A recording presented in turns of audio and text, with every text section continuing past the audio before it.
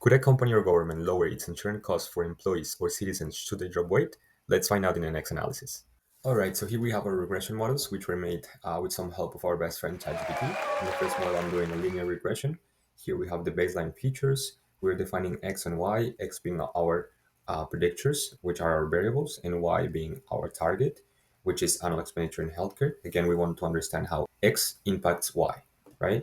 We did a similar model in right here, but it's a little bit more advanced. So it includes nonlinear features.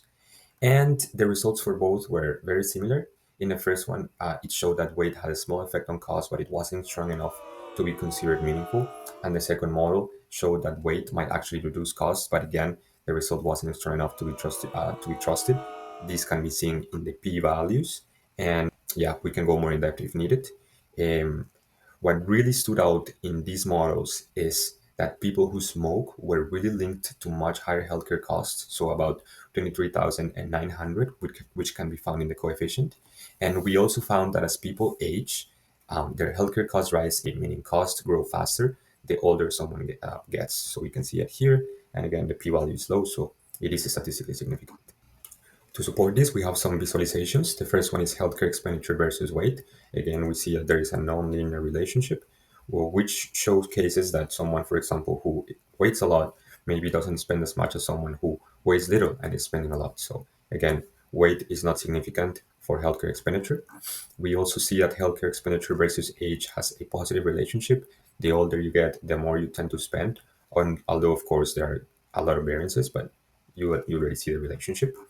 And also, we see our most important finding, in my opinion, is that healthcare expenditure by smoking status is completely different.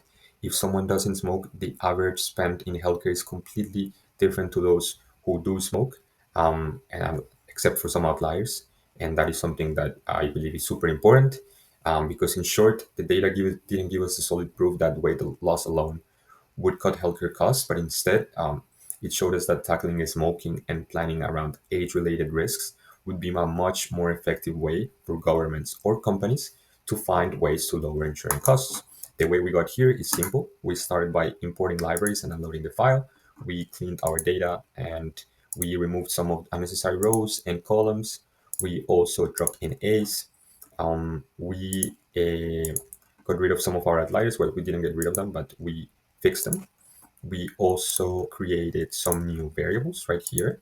We dropped irrelevant columns and we added our nonlinear term.